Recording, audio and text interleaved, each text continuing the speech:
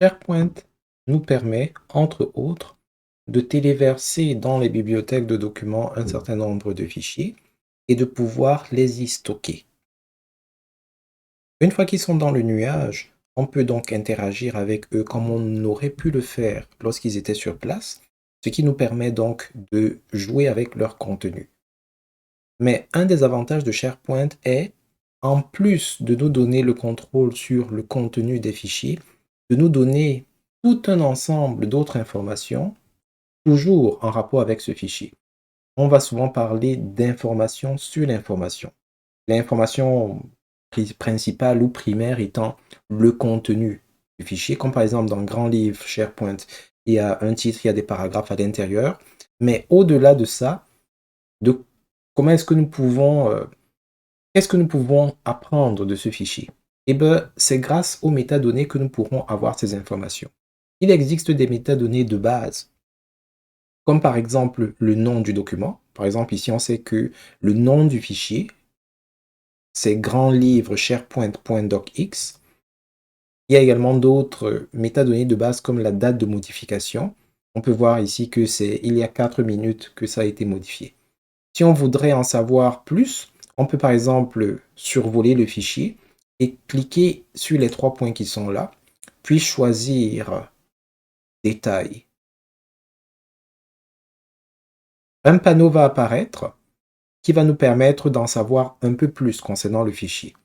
Si le type de fichier est compatible avec la fonctionnalité, il se peut que, en plus, on ait un aperçu du début du fichier. En plus de l'aperçu, on peut par exemple avoir le nom qui correspond à l'information contenue dans cette colonne.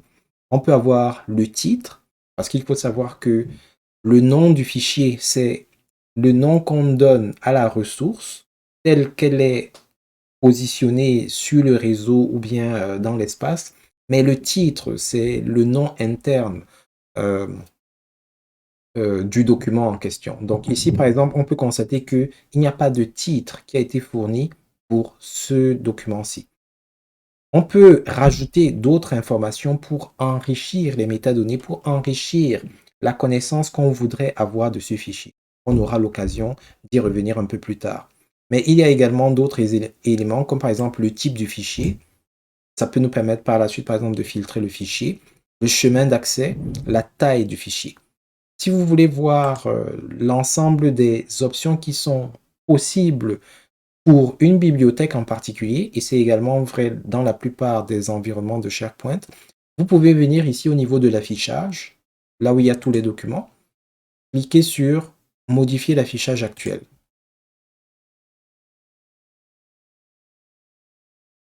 Alors, ici, à l'intérieur de la zone colonne, vous aurez la liste de toutes les métadonnées qui sont disponibles à l'intérieur de la bibliothèque où vous vous trouvez. Donc, ça veut dire que pour chaque fichier qu'on va rajouter dans cette bibliothèque, on a la possibilité de connaître le type, le nom et la date de modification. C'est le cas en ce moment.